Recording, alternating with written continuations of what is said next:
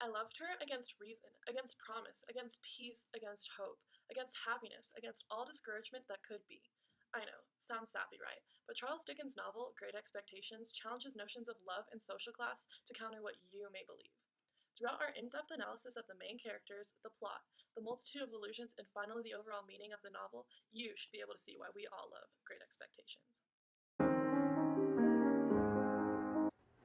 Hello, I'm Natalie, and I'm here to discuss the characters in Great Expectations.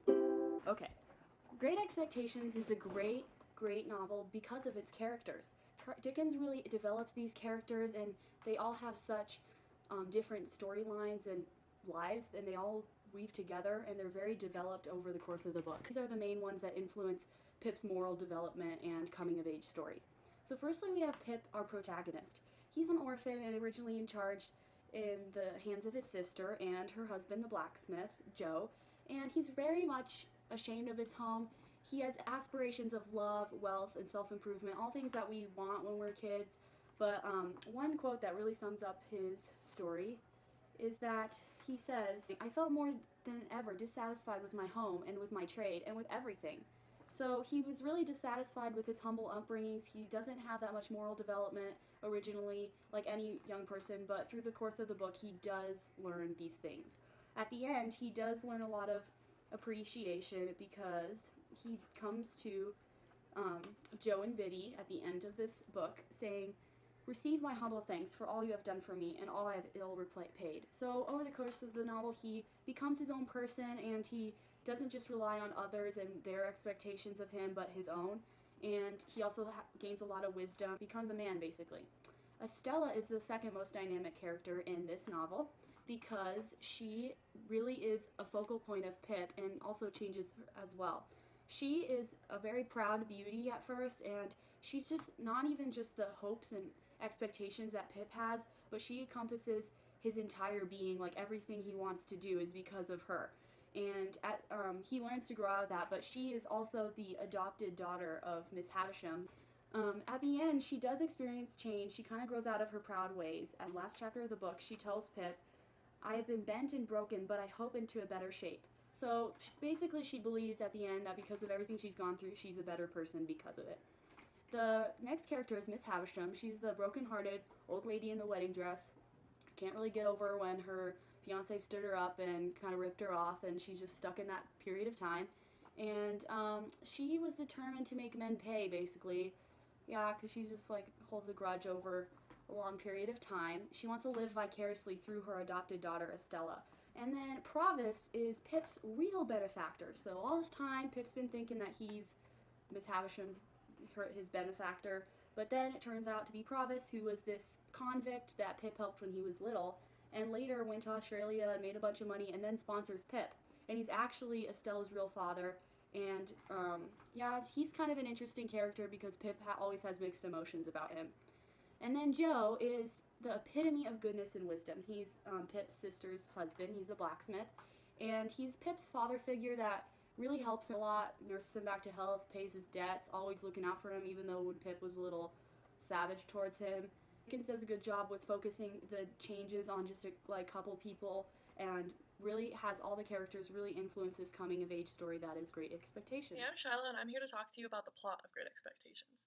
So basically, the novel just starts off with Pip sitting in a cemetery looking at his parents' tombstones. He's startled by an escaped convict who just comes out of nowhere and tells him that if he doesn't bring him food and a file for his leg irons, he will find him and he will kill him. Who knows? Maybe he was just talking to Liam Neeson.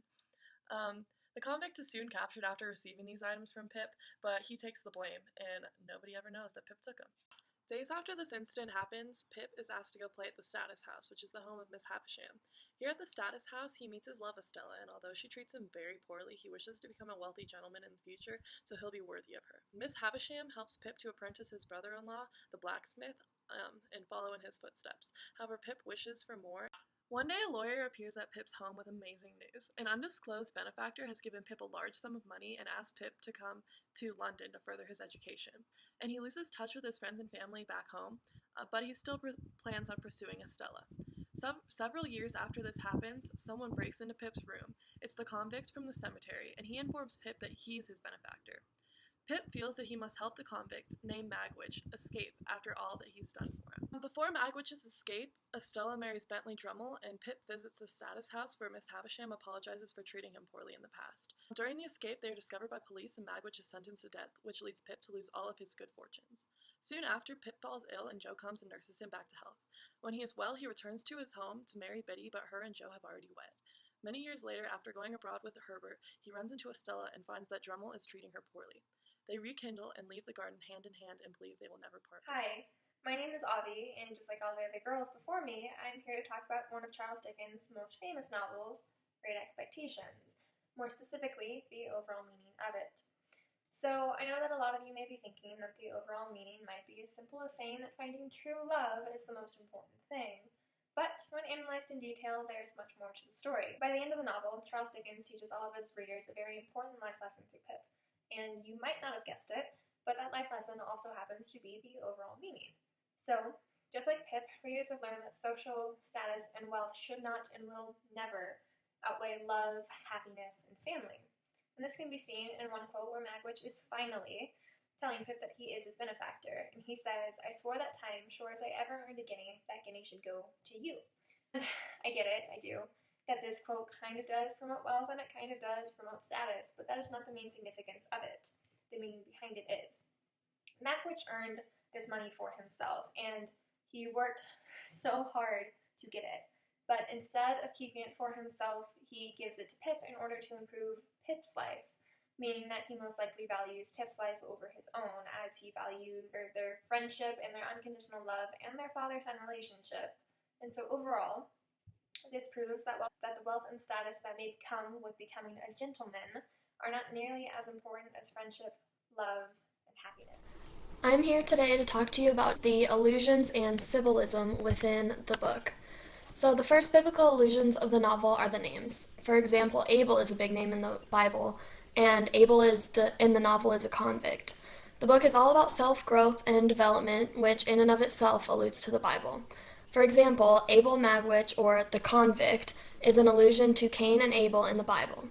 The quotation, "But it was only the pleasanter to turn Biddy and Jo, whose great forbearance shone more brightly than done, if it could be, contrasted with this brazen pretender.